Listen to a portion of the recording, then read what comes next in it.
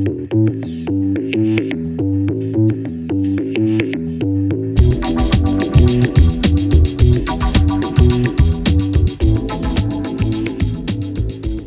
how's it going? Welcome to another episode of Lost Like Mike. I'm your host, Mike Gonzalez. Thank you for coming by. Thank you for visiting with me. I started the episode and then for some reason I paused it when I was going to look something up when I have the computer right here in front of me. I should have just continued at what I was doing. And what I was talking about was that Google has let me know that they no longer are going to host podcasts. I have a podcast host site that distributes my podcast everywhere. And so they let me know that Google's not going to be supporting podcasts. And there's like a link to, if you happen to subscribe to the podcast through Google, that you would, have this link and switch to another one.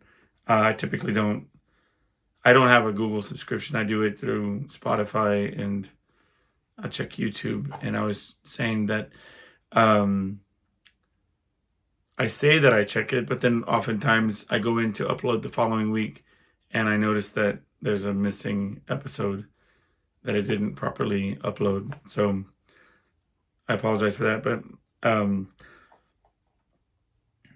and what stopped me was I was saying that my podcast hosting site is Buzzsprout. And I couldn't remember it for the life of me. It just was not coming to me. It was on the tip of my tongue. So I said, well, it's important enough that I'm going to look it up. And then I hit pause on the video. So there's my recap in the first 1 minute of the show.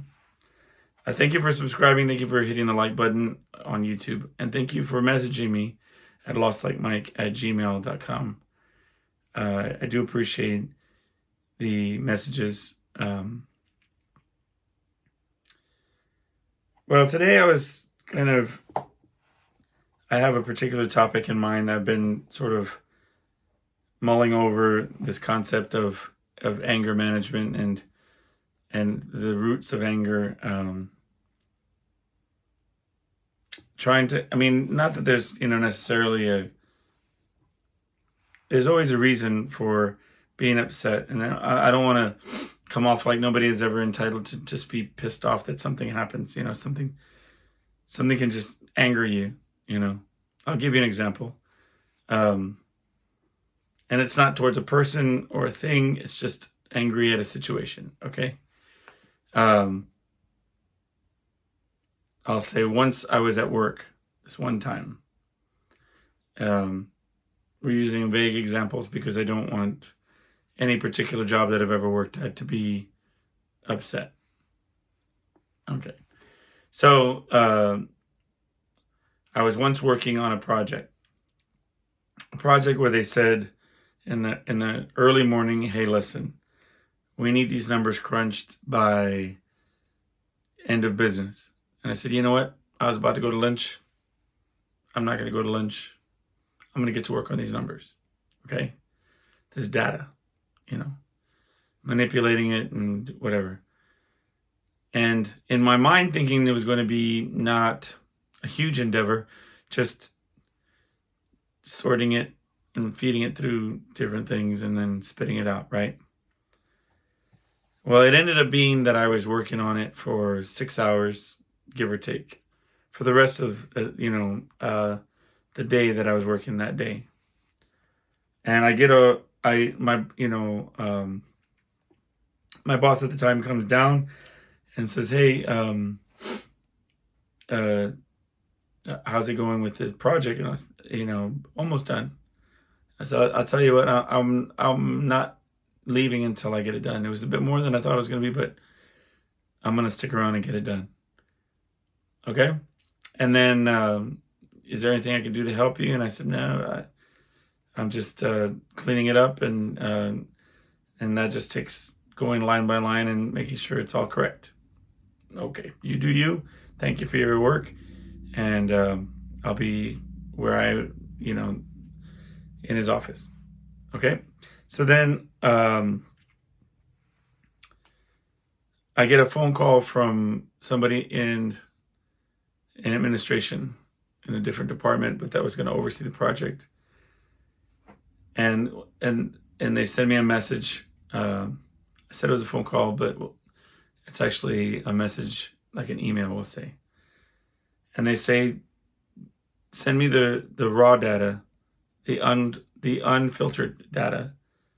I have a means of filtering it and working it through a formula that I have, this other person has. And I said, okay, but just to let you know, I'm almost finished filtering it all manually. It took me some time. Would you like me to send you what I have so you could run it through and check it against your stuff? No need for your data. Just send me the raw stuff. I'll take care of it. So I said, don't have to tell me twice. And I sent all the raw data. Okay. So a couple things in this scenario that were upsetting. Number one, I had just spent the greater half of a day painstakingly going through this process to clean up all this thousands and thousands of lines of information.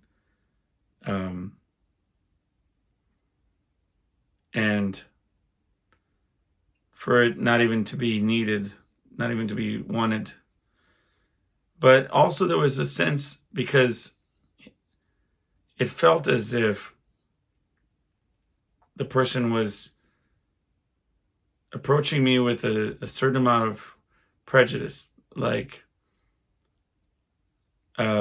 because of my position at that time.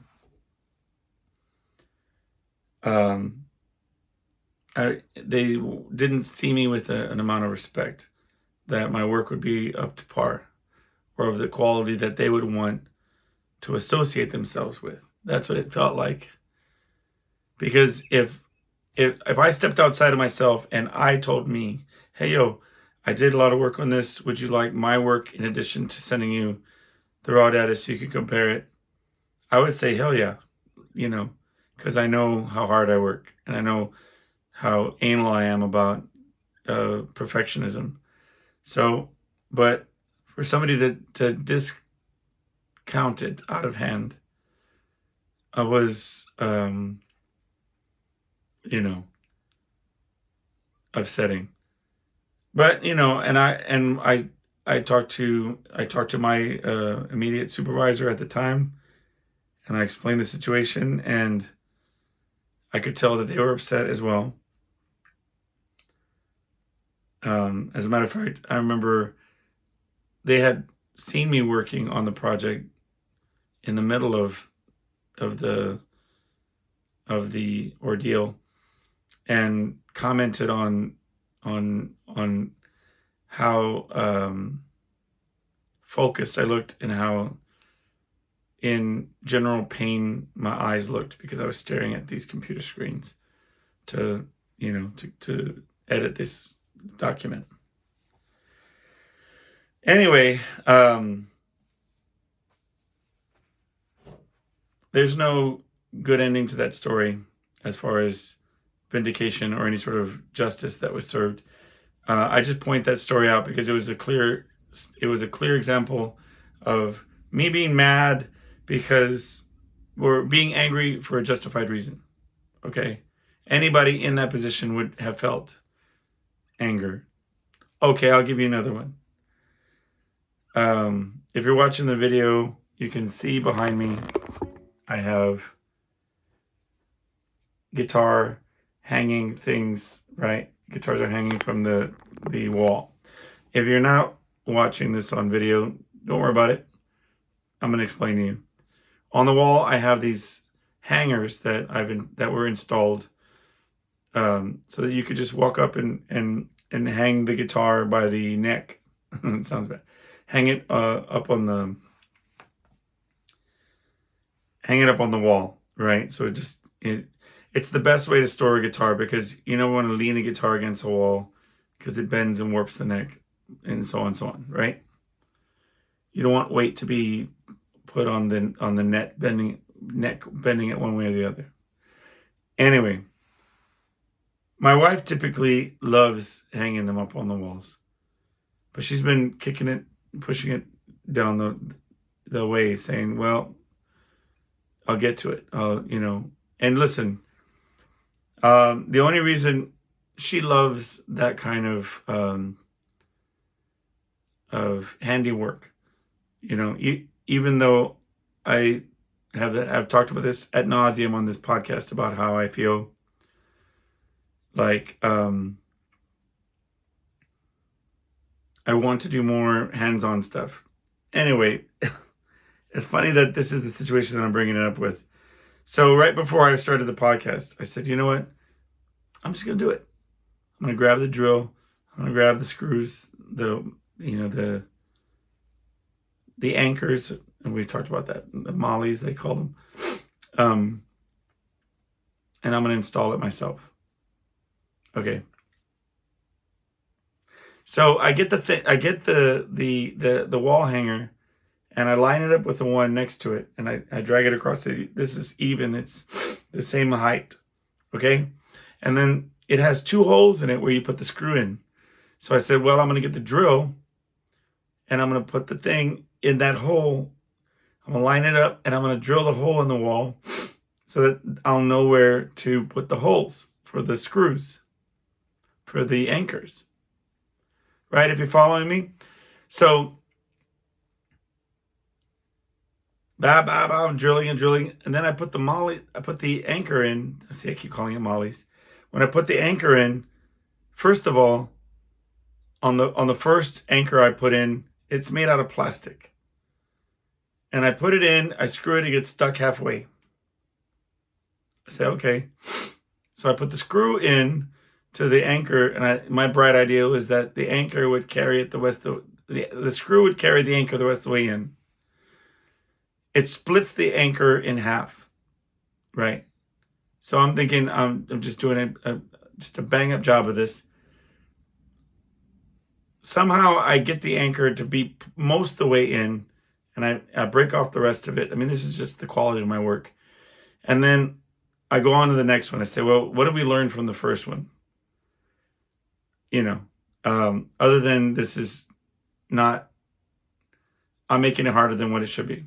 So I get the second one, I start installing it. The anchor goes almost all the way in, but then it gets stuck as well. And then when I try to push it in with the drill, it strips the interior, so I can't even get the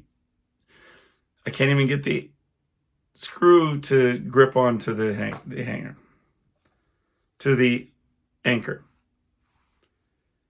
Anyway, long story short, I take the screws out so I could put the plate on the wall so that I could hang the plate, put the thing there and then put the screw on the outside of the plate so that it'll hold the plate. And then I look, and I swear it's like 3 inches lower than, I mean, you can see it. It's lower than the other hangers, like by a couple inches. I don't know how that happened, but that's what kind of thing I'm talking about, where through that whole entire little mini project just infuriated me. Just drove me crazy. But those are kind of,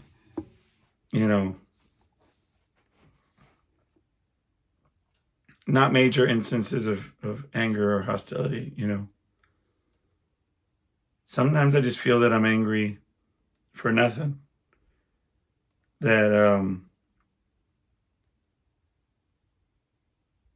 I am overreacting to, I'm playing a game and, to show you how it escalates, right? My daughter and I are playing on this Fortnite game, okay? She's in one room, I'm in the other. We've been playing for some time, laughing and joking and all this kind of sort of thing. We're coming in top 3 or something. She's not very good, but between us as driving around and knocking off playing the game, we're able to avoid a lot of altercations. And if I get into a little fight, I'll rescue us, and then she'll drive us away, or we'll make our way out. And so it's a different dynamic. You're not like, for the first whole 3/4 of the game, we're not trying to win. We're just trying to survive and joke and hang out.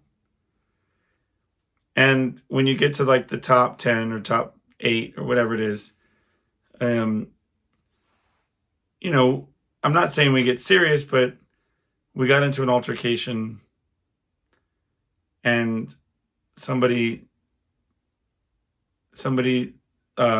killed me without me knowing it. Like, and I yelled, ah, angry. But it was the end of our session, so I was taking off my headphones so I could come over to the room that she's in, and I could make jokes about it or whatever. And Julie is saying, calling my name, like she said she was saying, say good game, say good, or something like that. But she was like, come here.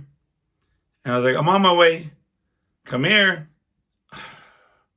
I'm trying to get off the headphones, plug in the joystick. What do you call those things? The controller, joystick.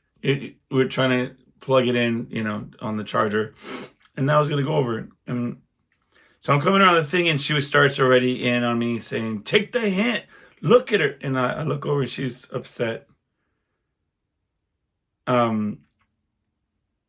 So like, already I'm on the defensive, like what do you, so I go over to her, and I'm like, hey baby, we had a good game. That was a lot of fun. You shot all those people, and you did really good. You drove the car really well, and wasn't it fun when we jumped around and all this kind of stuff? And it's pissing me off more than anything else is that my daughter feeds on her mom's energy. Like, if her mom's pointing out something that she considers not the right way to act or whatever around her, and she shoots a look, then my daughter will react to it and say, okay, cool, that's my cue. I'm going to start acting like that, like I'm really offended.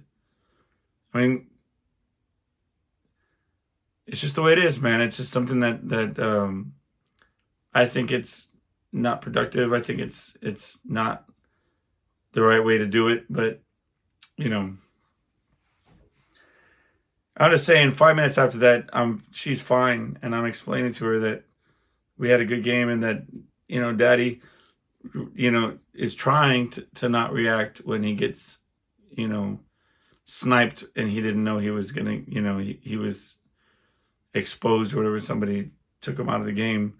And more importantly, it's just a game, and I don't need to get all huffy about it.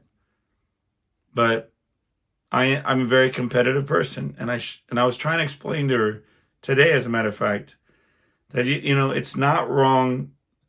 There's certain video games that are out there, even mini games within the platform. I mean, of Fortnite, where you just go in and you build buildings, and you get on roller coasters, and it's just knocking off for however long you feel like being goofy. That does it for some people. They enjoy that. I don't. But that's one type of game where you're just going and being silly and making pictures and whatever that particular mini game has. What I was trying to explain is that some games you're trying to find who comes out at number one. And even in that context, sometimes you go into that 100 people land, and you just want to stand there and dance and make goofy faces and be silly while you're playing, and go fishing in the waters, or or get in a car and drive off of cliffs and be silly. Sometimes we say that's what we're doing. But no matter what, if you hear me make a grunt or if I get upset, that's what it is. I'm just competitive, and I was just, you know, don't like losing. And so, anyway, that's not here nor there. But I started thinking about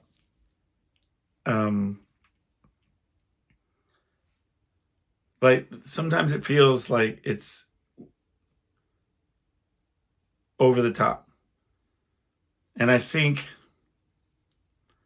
thinking about like traumatic brain injuries that I've had throughout my life. I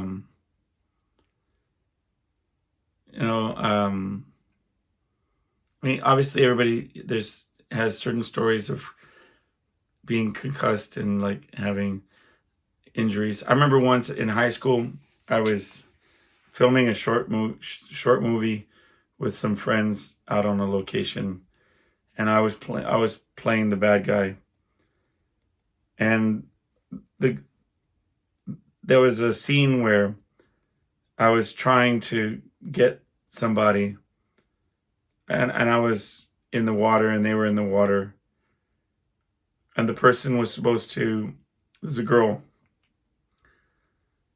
she was supposed to conk me on the head with like a branch. It was like a bat, you know. It was like this thick branch, and it was at the end of the scene. So we wrestled. Like the group were trying to beat me up, and then I fall in the water, and then the girl's supposed to boom hit me on the head. But while we were filming, she mistakenly really lets go and hits me. You hear it on the camera. I wish I had a copy of it, because it was like it would have been like one of those, like, it just was real. You see my head bop, but I said, well, in my head I said I'm gonna sink in the water and I'm gonna play it off. So it looks really cool, like it's a horrible thing to have done to somebody, but it's like boom, and like she hit me, and then you just see the body float away, like whatever. But because it's you see the impact of it, it just really looks real, because it was. But I wasn't really knocked out, and I wasn't really in fear of dying. But the funny thing about that was that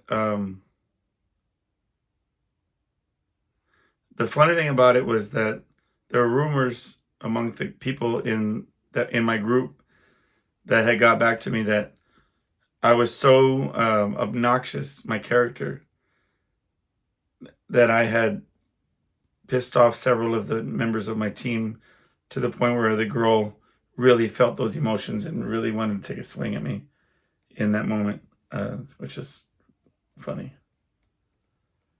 because I was just acting. But it was like a stalker character that was like, roughing up the boyfriend and doing different things. And so, anyway. But she gave me a good hit on the head, where you see white and all that kind of stuff. But then years later, I was working at this one job, and this metal compressor that was on top of a soda machine, I thought it was attached to the top of the soda machine. And so I was loading the soda machine onto a dolly, and the compressor fell off on my head. And that thing was heavy, dude. I mean, that was so painful. This is just a couple examples. And I was reading an article on a couple AP articles. One was from the University of Pennsylvania about head trauma and the increased risk of dementia and in later years. It's like it was like great, effing perfect, Recently I was not so maybe like a year ago. Um, I was with my son. We were cutting down a tree. I might have told the story on an earlier podcast, but I I had tied a rope around this large trunk that was extending over this our wooden fence, privacy fence. And before we started, I told him, if I tell you to stop, stop, and I'm going to reposition myself. So I'm pulling the rope. So if I say stop, stop, and this part was my fault because I said if I say stop, stop, and I held my hand up because he had a chainsaw because he was cutting the base of it, and I said because I'm going to pull until I get some tension. If I say stop, stop, and then I'll readjust, and so that when I yank on it, it'll swing and not hit the fence. That's the plan. Okay. So he starts cutting it, and I put up my hand and I did it across my neck, like cut it, like like in my mind I was saying stop, but in his mind he said cut it off, like cut the trunk off, right? And and he just takes it off, and this tree trunk, this, and just comes and just nails me on the head, and knocks me to the ground. I see stars, the whole bit. And I get ice, and I put a big thing of ice on my head, and I had to sit down. I was so, and he was like, felt bad. I mean, he did he did what people do, like the nervous laugh, and because that's the way that everybody's okay. If the person starts laughing, and then the victim, the person who gets hit starts laughing, and it's like, oh, no, we're all so silly. Everybody's okay. But I was like, no, dude, it's not funny. Like, I feel like, maybe you squished my head. Anyway, but I don't know. I feel like there was another article from the National Institute of Health that talked about behavior changes, the increase in likelihood of mental illness, of criminal behavior,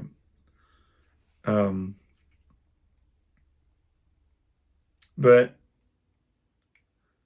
some articles that I was reading led you to believe that these symptoms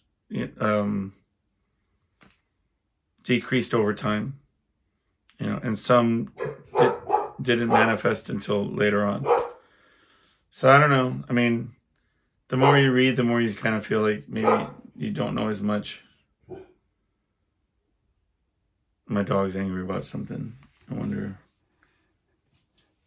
I told y'all the story about that guy ringing my doorbell in the middle of the night.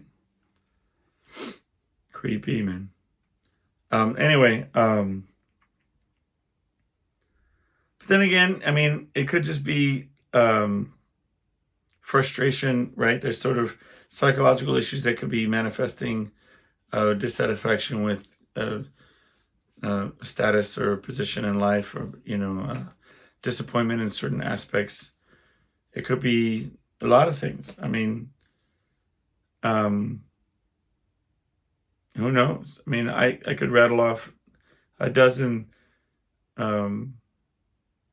possible motivations for being angry. I tell you, sometimes you hear people like that are successful, right? And sometimes when people are successful, you hear like behind closed doors, they're kind of a jerk. And I wonder if it's the way I know sometimes, as I go through different parts of achieving different projects, in certain instances, there's people that are work against you, make things harder for you. In other instances, there are people that are doubters and that they put you down and put what you're doing down. Some people don't support what you do. They criticize it and say how they could do it better. But you think to yourself, like I think to myself sometimes, how quickly when you start to have a little bit of success, how those same people want to be associated with you or want to be given credit for lifting you up and supporting you, and how you could not have done it without them, kind of thing. It's just interesting. Like sometimes I look at these individuals and these successful people that have reputations for being standoffish and protective, and they close their circle of friends and all this kind of stuff. With a bit of empathy, with a bit of understanding of why they are the way they are. I don't know, maybe.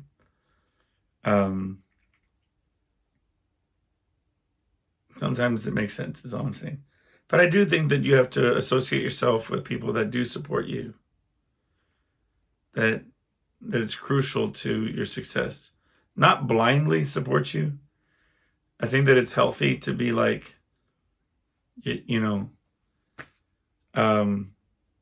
I'll support all your choices, but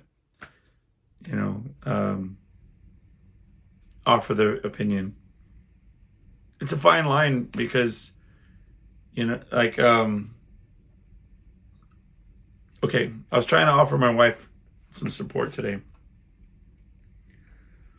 She was helping my daughter clean her room.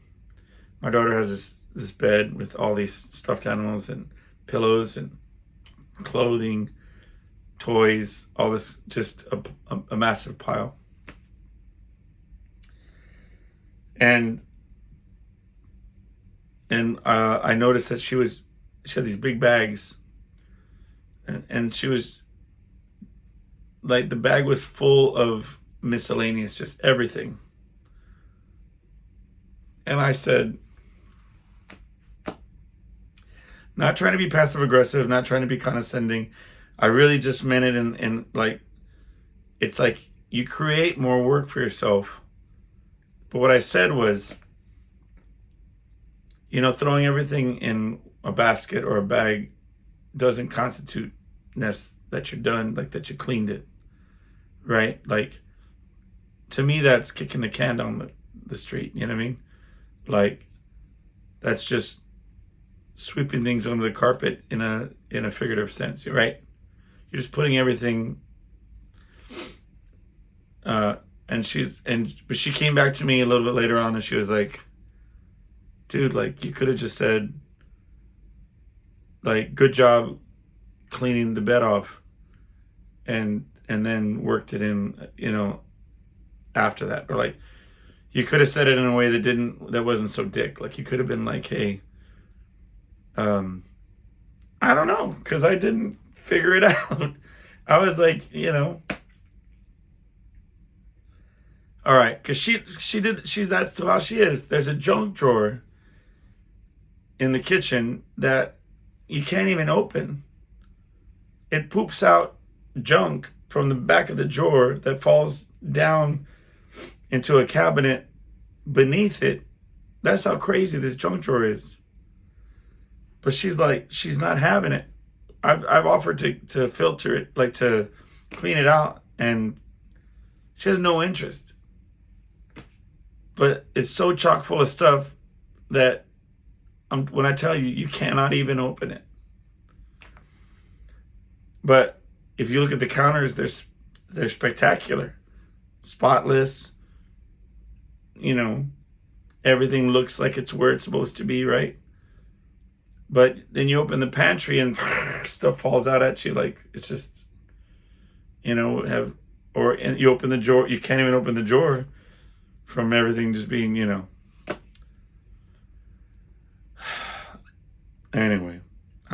I'm just being silly. But in reality, like, the point of saying that first part was that there was not a malicious bone in my body when I said what I said. I was only trying to encourage that effort that it takes to get that item and put it into this basket of stuff that you're going to have to go through again. You could just take that item and put it where it goes and be done. And so me saying that is not critical of her as a human being. It's trying to be supportive. It's trying to be helpful. But, somehow it's interpreted as otherwise. So there's two sides of it. I could just be misinterpreting the ways of the world. Man, let me tell you, this is just between you and me. But straight up, lately I've been feeling like I don't get it. I don't, like, maybe I don't speak the language. I don't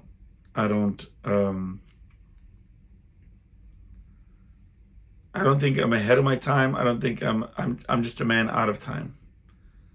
I don't relate. I'm having such a hard time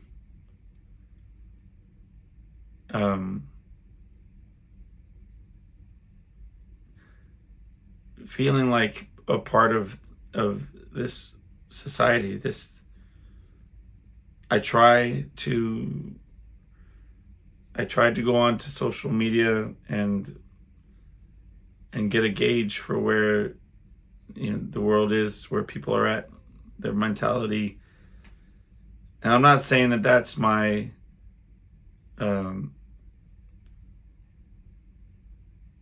my litmus test. I'm not saying that, because I'll tell you right here, straight up, TikTok, Facebook, whatever, Instagram, whatever it is, that's not, as much as it seems like it's reality, it's not reality.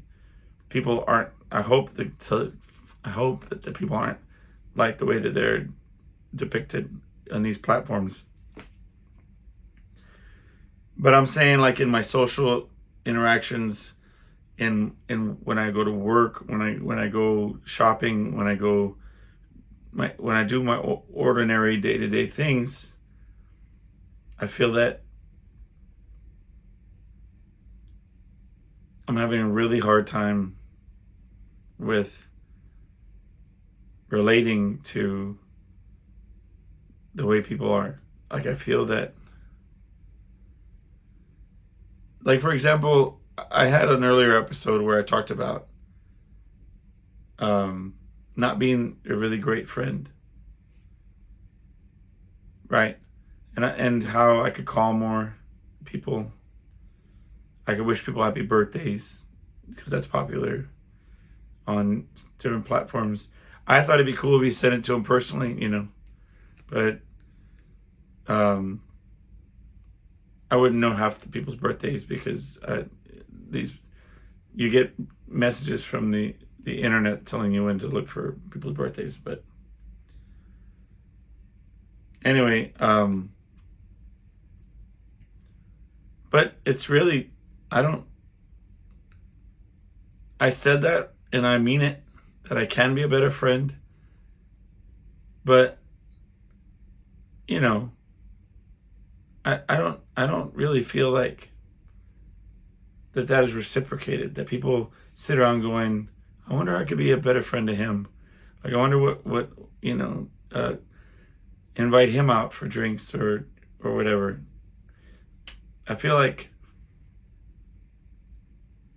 in this quest of self-realization and betterment, it means that I'm always looking at how I'm impacting other people, how the things I say and do are not good enough, or not considerate enough, or not kind enough, or not just not enough for the other people, right?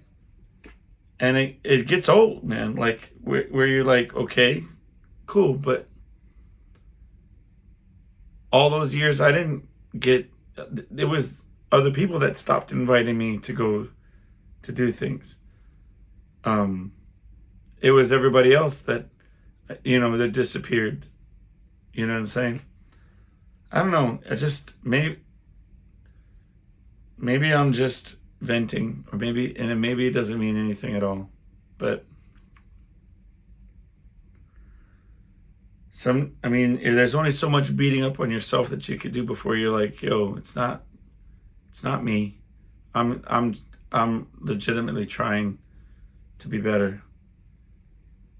I'm legitimately trying to self-analyze and to figure things out.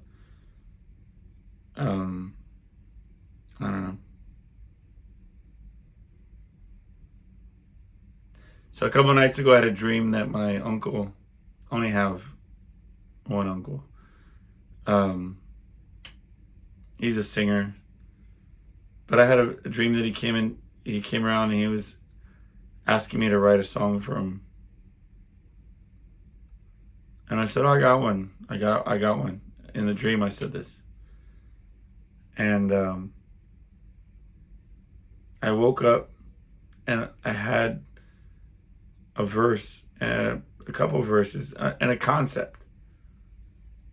And it was one of those where I woke up with such a clarity of that I got my phone and I have a journal app, and I just started typing these lyrics out.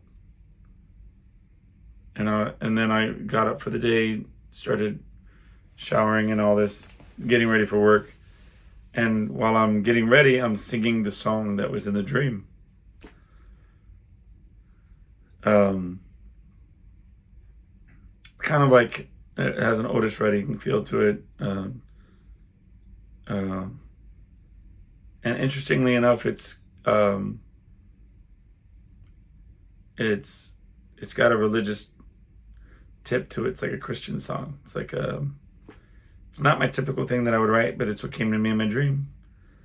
And so I wrote it down while I was getting my clothes together to go to work. I grabbed a guitar off the wall and started figuring out the key that I was hearing, played it out, that kind of thing.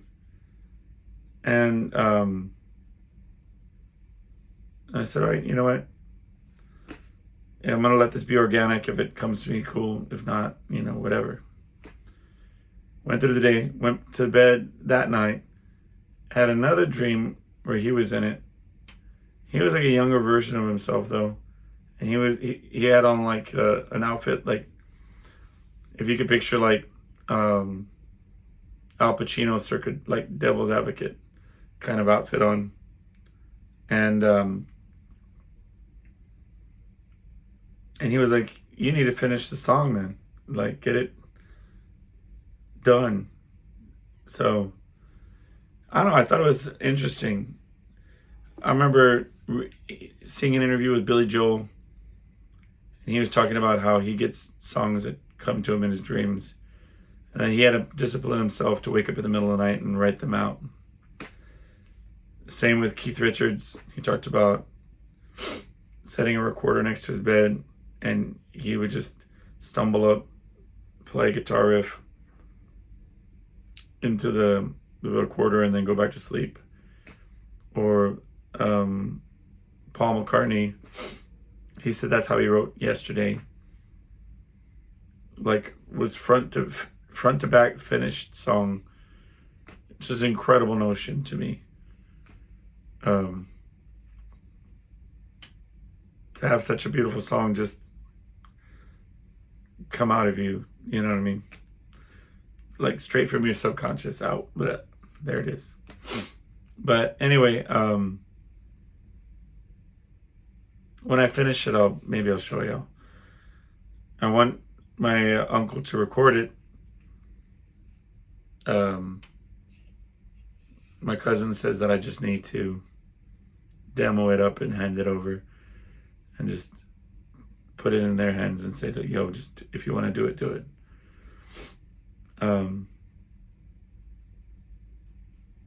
Yeah. But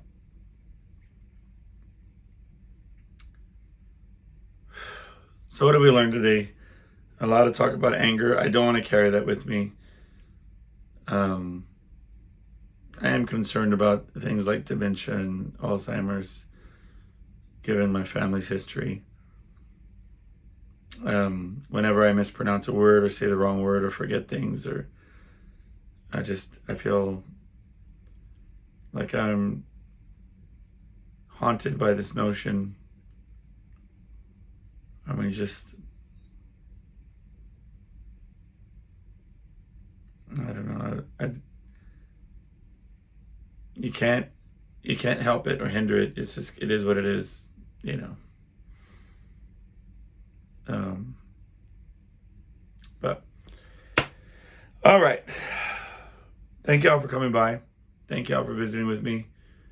Continue to send messages, topics that you'd like to talk about, ideas, issues that you may have. And